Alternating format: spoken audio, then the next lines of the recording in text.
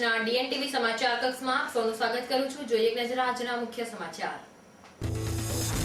કાંકરિયાને સુંદર બનાવનાર સ્થપતિ સુરસાગરની કાયા પલટ અર્થે શહેરમાં અટપટા લાલબાગ ઓવરબ્રિજ બાદ સત્તાધીશો દ્વારા સુરસાગર માટે સ્થપતિ આયાત કરાયા। રાવપુરા પોલીસ દ્વારા સઘન કોમ્બિંગ દરમિયાન અપહરણમાં સંડોવાયેલા 2 આરોપીની ધરપકડ। પોલીસ પૂછપરછ દરમિયાન વધુ ગુનાનો ભેદ ખુલવાની શક્યતા। સુવર્ણકારોની અચોક્કસ મુદતની હડતાળ, મશાલ સાથે નીકળેલી મૌન રેલીમાં આશરે 500 સુવર્ણકારો જોડાયા। હવે જોઈએ સમાચાર વિગતવાર। શહેરની શાન સુરસાગર તળાવ દુર્ગંધમાં ફેરવાઈ ગયું છે। સુરસાગરમાં આડેધડ કચરો પણ ઠલવાઈ રહ્યો છે અને ગટરના ગેરકાયદે જોડાણો પણ જોડી દેવામાં આવ્યા છે। આ મામલે તંત્રએ જાગૃત થઈને અમદાવાદમાં કાંકરિયાની ડિઝાઇન બનાવનાર સ્થપતિ પુરાણીને વડોદરા બોલાવ્યા હતા। સેવા સદનમાં તગડા પગાર લઈને કામ કરતા અધિકારીઓ અને કોન્ટ્રાક્ટરો પર સત્તાધીશોને વિશ્વાસ નથી, તેથી તેમણે સુરસાગરની સ્વચ્છતા અને તેની કાયા પલટ માટે અમદાવાદથી સ્થપતિ આયાત કરવો પડે તે શરમજનક બાબત છે। Baroda district body building association દ્વારા 4th senior body building championship 2011-12 નું આયોજન કરવામાં આવ્યું હતું। આ સ્પર્ધામાં 50 જેટલા સ્પર્ધકોએ ભાગ લીધો હતો। ઓએનજીસીના બેઝિંગ મેનેજરના હસ્તે સ્પર્ધાનું ઉદ્ઘાટન કરવામાં આવ્યું હતું। આ સ્પર્ધામાં પ્રથમ ક્રમાંકે નામદેવ મોરેનું નામ જાહેર થતા લોકોએ તાળીઓના ગડગડાટથી તેને વધાવી લીધો હતો।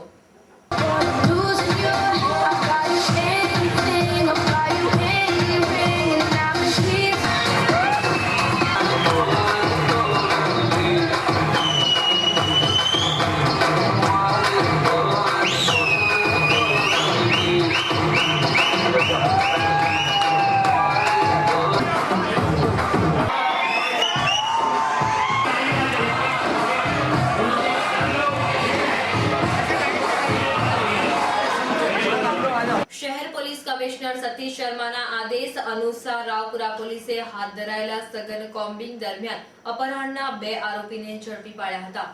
તેઓ સામે સેન્ટ્રલ જેલમાં મોબાઈલ વાપરવા જેવા ગુનાઓ નોંધાયા હતા। રાવપુરા પોલીસે આરોપી જીતુ માળી તથા કાનજી ભૂપત ભરવાડની ધરપકડ કરીને વધુ પૂછપરછ હાથ ધરી છે।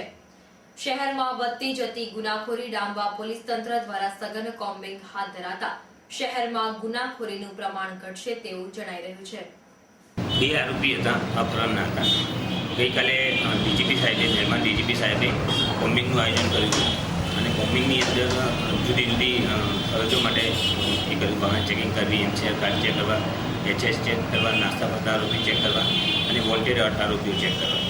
એ બાબતની એ કોમ્બિંગ ઝુંબેશ દરમિયાન મહેરબાન પોલીસ કમિશનર શ્રી સતીશ શર્મા સાહેબની સૂચનાથી કોમ્બિંગ ઘનિષ્ઠ કોમ્બિંગ હાથ ધરવામાં આવ્યું હતું। એ દરમિયાન 2 ગુનાના વોન્ટેડ આરોપીને અમે ઝડપી પાડ્યા છે। એ બંને આરોપી જુદા જુદા કેસમાં અપહરણના, એક રાવપુરા કેસમાં અને એક ગોરવાના કેસમાં, બંને અપહરણના કેસમાં એ લોકોએ જેલની અંદર મોબાઈલ ફોનનો યુઝ કર્યો હતો। એકનું નામ છે જીતુભાઈ મનુભાઈ માળી અને બીજાનું નામ છે કાનજીભાઈ ભૂપતભાઈ ભરવાડ। એ બંને અપહરણના કેસમાં જેલમાં હતા અને જેલમાં રહી એ લોકોએ મોબાઈલ ફોનનો ઉપયોગ કર્યો હતો। એના ગુના રજીસ્ટર થયેલા હતા અને એ લોકો વોન્ટેડ હતા। એ લોકોને ઝડપી પાડવાની સફળ। વડોદરા મહાનગર સેવા સદનના સ્થાયી સમિતિના ચેરમેન ડોક્ટર વિજય શાહને વડોદરાના સંઘનિષ્ઠ, કાર્યક્ષમ અને સમાજ સેવક તરીકે નવાજવામાં આવ્યા હતા। ગત સાંજે વાઘોડિયા રોડ સ્થિત સંખેડા દશાળા ભવન ખાતે તેમનો સમસ્ત વણિક સમાજ દ્વારા સન્માન સમારંભ યોજવામાં આવ્યો હતો। આ પ્રસંગે કાંકરોલી યુવરાજ પરમ પૂજ્ય ગોસ્વામી 108 વાગીશ કુમારજી મહોદય, ડભોઈ દરજીવાડી ખાતે ગતરોજ છીતાલાલ મોતીલાલ અને સમસ્ત દરજી પરિવાર તરફથી ભજન સંધ્યાનો કાર્યક્રમ યોજાયો હતો।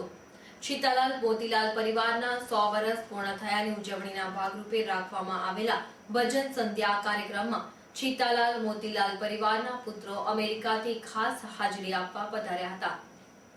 બજેટમાં કરેલી એક્સાઇઝ વધારાની જોગવાઈના પગલે લડતે ચડેલા સુવર્ણકારોએ શહેરમાં મશાલ રેલી કાઢીને મૌન દેખાવો યોજ્યા હતા।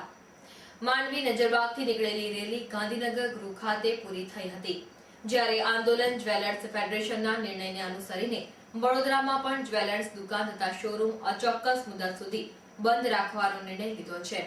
સુવર્ણકારો દ્વારા જાહેર કરાયેલા બંધના પગલે વડોદરા શહેરમાં જ 10 દિવસમાં 75 કરોડ રૂપિયાથી વધુનો વેપાર ઠપ થઈ ગયો હોવાનું જ્વેલર્સ માર્કેટના સૂત્રો મારફતે જાણવા મળ્યું હતું. બંધના પગલે ગ્રાહકો ભારે હાલાકી ભોગવી રહ્યા છે.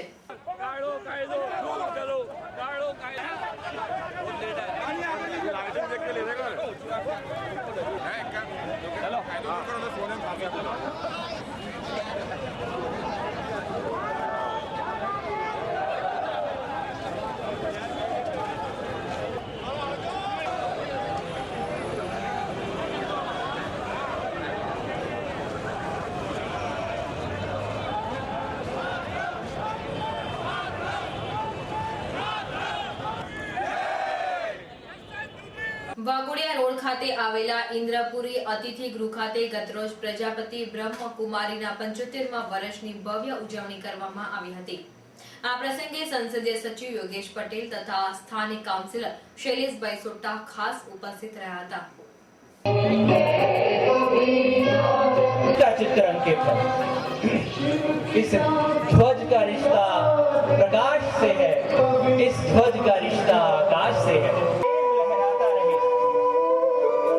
हर कोई परमात्मा. શહેરની નગર પ્રાથમિક શિક્ષણ સમિતિની 20 શાળાના કુલ 300 વિદ્યાર્થીઓને આજે સ્કાઉટની કામગીરીથી માહિતગાર કરવામાં આવ્યા હતા. જેમાં મુખ્યત્વે ધ્વજવંદન કેવી રીતે કરવું અને ચોમાસામાં વરસાદ પડતો હોય ત્યારે બંધ ઓરડામાં ધ્વજવંદન કેવી રીતે કરવું તેવા સામાન્ય જ્ઞાનથી તેમને માહિતગાર કરવામાં આવ્યા હતા. શાળામાં અભ્યાસ કરતા વિદ્યાર્થીઓને માત્ર પુસ્તકીય જ્ઞાન જ નહીં પરંતુ ઇતર પ્રવૃત્તિથી માહિતગાર કરવા જોઈએ તેવા ઉમદા હેતુથી સ્કાઉટની કામગીરીથી તેમને પરિચિત કરાયા હતા.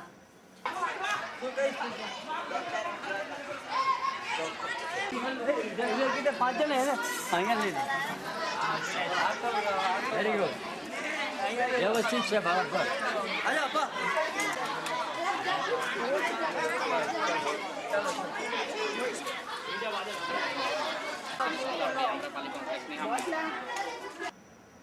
યુજીસીના ધારાધોરણ મુજબ પગાર વધારાની માંગણી સાથે અચોક્કસ મુદતની હડતાળ પર ઉતરેલા તબીબી અધ્યાપકો દ્વારા આજે વૃક્ષારોપણનો કાર્યક્રમ યોજાયો હતો. સરકાર તેમની માંગોને ગંભીરતાથી લે તે અનુસંધાનમાં તબીબી અધ્યાપકોએ નેત્રદાન સંકલ્પ અને દેહદાન સંકલ્પના ફોર્મ આવતીકાલથી ભરશે. શહેરના તબીબી અધ્યાપકોના સમર્થનમાં આજે અમદાવાદ તથા સુરત કોર્પોરેશનના તબીબોએ પણ એક દિવસીય પ્રતિક હડતાલનું શસ્ત્ર ઉગામીને સરકારને જાગૃત કરવાનો પ્રયાસ હાથ ધર્યો હતો. શહેરના વાઘોડિયા રોડ સ્થિત રંગવાટિકા નંદેરા ભવન ખાતે ગતરોજ સદગુરુ પરમ પૂજ્ય શ્રી રંગ અવધૂત મહારાજની કૃપાથી શ્રી અવધૂત પ્રેમી પરિવાર તરફથી શ્રી ગુરુ લીલામૃત ગ્રંથના 80મા પ્રાગટ્ય મહોત્સવ યોજાયો હતો. જેમાં દીપ પ્રાગટ્ય નારેશ્વરના મેનેજિંગ ટ્રસ્ટી ડોક્ટર ધીરુભાઈ જોશીએ કર્યું હતું. આ પ્રસંગે ગુજરાત રાજ્યના બ્રહ્મ સમાજના પ્રમુખ શૈલેષભાઈ મહેતા તથા જાણીતા કલાકાર વિરંજન પ્રસાદ પાઠક ખાસ ઉપસ્થિત રહ્યા હતા. શહેરના ગોલ્ડન ચોકડી ખાતેથી આજે વહેલી સવારે ટ્રેલર પલટી ખાઈ ગઈ હતી. આ અકસ્માતમાં કોઈ જાનહાનિ થવા પામી ન હતી. બનાવની વિગત મુજબ સુરતથી કપડા ભરેલી ટ્રક દિલ્હી જવા રવાના થઈ હતી. તે દરમિયાન ગોલ્ડન ચોકડી પાસેથી પસાર થતી વેળાએ ડ્રાઈવરને ઝોકો આવી જતા તેણે સ્ટીયરિંગ પરથી કાબુ ગુમાવી દેતા ટ્રેલર પલટી ખાઈ ગઈ હતી. સદભાગ્યે આ અકસ્માતમાં કોઈ જાનહાનિ થવા પામી નથી. અકસ્માતની જાણ થતાં જ સ્થાનિક પોલીસ ઘટના સ્થળે પહોંચીને ટ્રાફિકને હળવો કરવાનો પ્રયાસ હાથ ધર્યો હતો. આ હતા ત્યાર સુધીના સમાચાર. તાજા સમાચાર માટે આવતીકાલે આ સમયે ફરી મુલાકાત થશે. ત્યાં સુધી ડીએન ટીવીની સમગ્ર ટીમને રજા આપશો. નમસ્કાર.